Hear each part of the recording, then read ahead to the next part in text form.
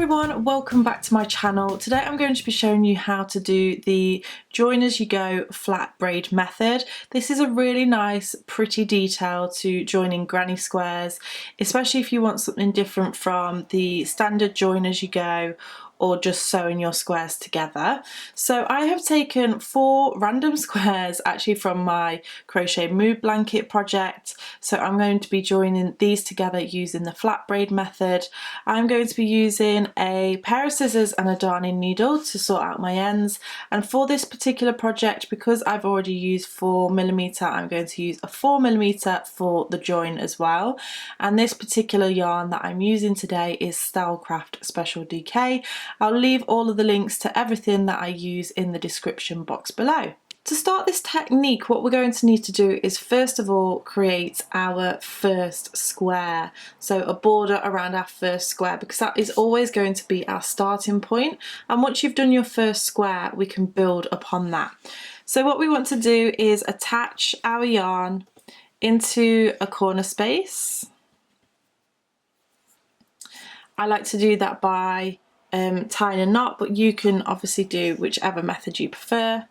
And then you're going to go ahead and chain 1 and 2. So chaining 2 to begin with. That is going to class as a double crochet, which in the US is known as a single crochet. So that is our double crochet, and what we're going to do here is pull that stitch around to this side, because we're going to go ahead and do a chain 3. So 1, 2, 3, and this chain 3 is going to sit in our corner space, and then we're going to go ahead and do a double crochet into that very same corner space. So in that corner space, even though we've started the round with a chain 2, that classes as a double crochet. We have a chain 3 and a double crochet. And this border is going to be super simple. What we're going to do now is chain 3, 1, 2 and 3, and move across into the next chain space, so this one here, and do a double crochet. We're going to chain 3, 1, 2, 3, move across into the next space and do a double crochet. We'll do the same, chain 3, 1, 2, 3, move across and do a double crochet. And then finally we get to the next corner, so we'll chain 3, 1, 2, 3, double crochet into this corner space. We're going to chain 3 again, 1, 2, 3, and do another double crochet into this corner space.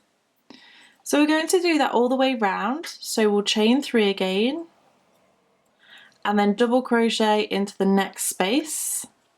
I want you to go ahead, pause the video, work your way all the way round into this last space here, and meet me back once you're ready. So I've just worked my way all the way around. I've just done my last double crochet, I've chained 3, and now I'm ready to attach to my first stitches.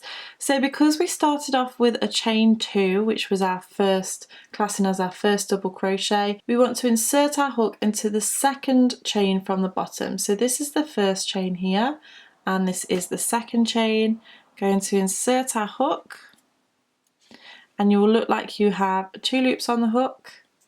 Grab the yarn, pull it through for a slip stitch, chain 1, and then you're going to snip off your yarn. So there we have our very first square, which is the first building block for the rest of the squares to attach to. Now you can actually work this in whichever way you want to. You could either make one long panel, so just keep putting your squares side by side, or you could maybe work in a square and then just keep adding onto it. The main thing to remember is that you're only attaching a maximum of 2 sides at one time, otherwise it gets a little bit complicated. But let's go ahead and grab our next square, and we'll attach that square to this square. So I'm going to go ahead and attach my yarn into the corner as I did before. And as I mentioned, you can attach your yarn in whichever method you prefer. I like to tie knots because I just know that it's not going to come undone. So we're going to go ahead and chain 2 again, which is classing as our double crochet or single crochet if you are in the US. We'll chain 3, 1, 2, 3 for the corner, and then do another double crochet into that very corner space. I would suggest with every square that you do, you always build one corner or one side first. So we're going to go ahead and chain 3 and double crochet, chain 3 and double crochet, chain 3, double crochet, chain 3 and double crochet. So once we've done that first double crochet in that corner, we are ready to join to our other square. So you want to go ahead and grab this one. Now please make sure that you have the right side facing you rather than the wrong side facing you. So you want that facing upwards. And what we're going to do here is essentially join one side to the other by substituting a stitch. So in this corner what we would normally do is chain 3, but what we're going to do is chain 1, then we're going to grab this other square, right side facing you, and you want to insert your hook into the corresponding corner. You want to grab the yarn and then pull through all of the loops on the hook for a slip stitch. You then go ahead and chain 1 again and then do your double crochet. So what you have done here is instead of chaining 3 in that corner, you've chained 1, you've done a slip stitch but joined the square to the other square and then done a chain 1. So that slip stitch is substituting that second chain.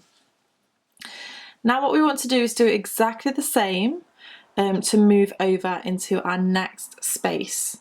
So we're going to chain 1, we're going to substitute this stitch by placing our hook into the corresponding chain of the other square, grabbing the yarn and pulling through for a slip stitch, chain 1, and then insert our hook into the next chain space and do a double crochet. So again, that has just connected those two. I'm going to show you with that again. We're going to chain 1, you're going to find the corresponding space in the other square, insert your hook, grab the yarn and pull it through for a slip stitch, chain 1, and then move across and do our double crochet into the next space. I do want to show you a slight variation on this, and you can choose which one you want to go for. I think this variation makes the stitches a little bit more bulky where they join, whereas this one I'm about to show you sits a little bit flatter, but could be a little bit more advanced. So you're going to essentially do the same thing. You're going to chain 1, and instead of inserting your hook into the corresponding space at this point, you're going to chain another one and draw up that loop. Grab those stitches and take your hook out, and then put your hook through that corresponding space. Grab the yarn and pull through, and then chain 1. So it just makes that stitch a little bit less bulky than the other one. So you can choose whichever way you want to do it, but you would always go ahead and do a double crochet into that next space. So if I just lay this down and pull this apart, you can see that there is only a very subtle difference in the stitches. So please feel free to do whichever one you prefer. I find also with the one where you take the hook out, you get a wider gap between the braid, and then the one where you slip stitch together, you get a smaller gap in the braid. So it depends what kind of look you're going for. I would suggest trying out both and seeing which you prefer. So let's go ahead and see what we do in the corners. So I'm just going to revert back to the slip stitch method at this point. And here what we are ready to do is do our last join along the edge. So one, go into the corresponding stitch, slip stitch, chain one, and then do a double crochet into the corner. So don't forget, when you're doing this, you've worked into the corner space, and then this one will look bigger than what you are doing. So if you need to stop, lay down your squares and make sure you're working into the corresponding side, then please do that, because it can get a little bit confusing sometimes because you're almost working behind on yourself. So here we're going to do exactly the same thing. We're going to chain one, insert our hook into the corner of the other square and slip stitch, chain one, and then do a double crochet. And this isn't actually attaching to anything, so we go ahead and revert back to our border. So chain three, double crochet, chain three, and double crochet. And you would do that all the way around until you meet yourself at the beginning. You're going to slip stitch into the top second chain from the bottom, as we did with our very first square. So go ahead, pause the video, work your way round. What I'm going to do is add another square to this, just here, and then I'll show you how you would do it if you are joining two sides together. So I've gone ahead and attached those 3 squares. I have done my first edge of my 4th square, so what I'm going to do is attach this in here so that you can see me attaching 2 sides together. So remembering that we're having the right sides facing upwards. I've done my double crochet in the corner just here. I'm going to go ahead and chain one and then grab my first square, insert my hook into the corner and do a slip stitch and chain one. So it's exactly the same method. I'll do my double crochet into that corner and then work my way up to the next corner.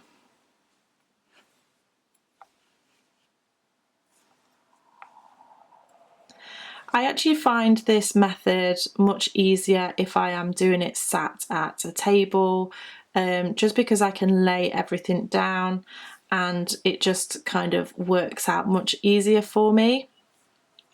What I find sometimes, if you are holding your work on your lap and doing this, or just holding it up in the air, as in like holding it up closer to you, what you can find is that your tension starts to change. So because of the weight of the project, your tension can get looser and it can look a little bit uneven. So just watch out for that. I'm coming up to my corner now. So once you get into the corner, what we want to do is make sure that we're marrying up all of the sides. So I'm going to go ahead and chain one, and then I'm going to go into the diagonal square, so the one which is sitting diagonally, chain one and then do my double crochet, and then we're going to work our way along this edge. So chain one, now working on the square next to you, insert your hook, slip stitch, chain one, and then double crochet. So it's just exactly the same from now on. It's just those corners which you want to make sure that you're working into the one which is diagonal from the square that you're working in. So if I just show you the close-up of the corner here, it just kind of also gives the corner section a nice braided look. You can put all of your stitches into a very similar section if you wanted to, but what I tend to find is that the very middle of it gets really bulky, so I just go into the opposite just to make it look a little bit more braided. So from here what you do is just continue round as you have been, and you're going to continue to finish off the border of this particular square. So I'm going to go ahead and just do that now. So there you have your braided join. I really hope this just gives you another idea of how you can join your granny squares, and it's really nice, quick and easy to do with a really lovely sort of different, unique look to it. If you did enjoy this tutorial, make sure that you give me a thumbs up. Don't forget to subscribe to keep up to date with all of my latest videos. It's absolutely completely free to do so. You can also click that bell button to be notified of when my videos go live. Thank you so much for watching, and I shall see you again next time. Bye!